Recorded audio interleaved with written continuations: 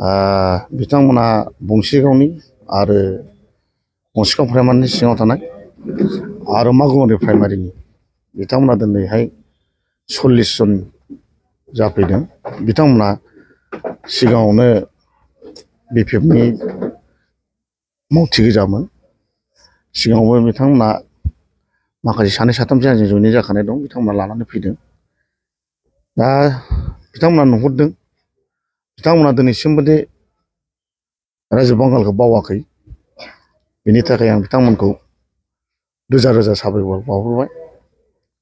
बिथांमोना आसा खालामदों निस्सय फैगौ इलेक्सनाव जोंनि दाजिब सारानो फिन आरो देरहाबावगोन बेखौ मिजिंथिनानै बिथांमोना दिनै फैदों। आरो बिथाङा सिगाङावबो बिथांमोना गोबां सान हर खामानि मावनानै आंखौ देरहासार होखानाय मावथि गोजाखा। दा बिथांमोना फिन फैनानै आंनि जानानै मावनो होननानै ओंखारबोबाय। आरो बिथांमोना आसा दं आङो बिथांमोना निस्सय आंनि जानानै मावगोनखौ बिथांमोना खुनु उल्था फाल्था खालामनाय नङा। दिनै गोसो सिंनिफ्रायनो बिथांमोना बिजेपिआव एबा आंखौ मोजां मोननानै गोसोखांनानै बिथांमोना बिजेपिआव जयेनिं खालामफैबाय। दा खामानिनि मावनायनि बेलायाव बिथांमोना निस्सय बिजेपि पार्टिखौ सहाय खालामगोन। आरो दा दिनैहाय जोंहा बिजेपिनि सिस्टेमा दस्रा रोखोम।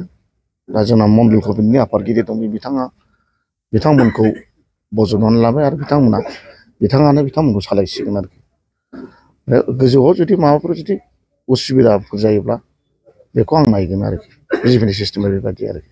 आरो बिसोरथ' पार्टि हिसाबै टिकेटखौथ' बयबो बिगोन। जाय मोनो बेजोंथ' जुजिखानांगोन। बे जाहैबाय राजनितिकनि सिस्टेम। बावथ' माब्लाबाबो बाइ इलेक्सन जानायखौनो खोनाफेरखाया। आजिखालि मोनफ्रोमबो पार्टियावनो टिकेट बिग्रा थाखायो।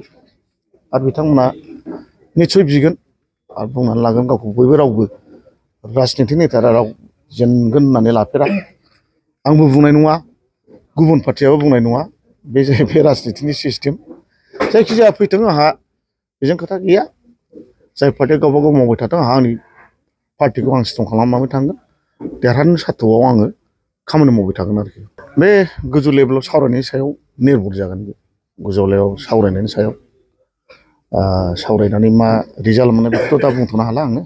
बे गोजौनि मानाव गेदेर प्रमद सार आरो जोंनि आसामनि बिजेपिनि आफादगिरि मानगोनां दिलिप सयखिया सारनि सावरायलायनायनि गेजेरजों निस्सय माबा मोनसे डिसिसन जागोन।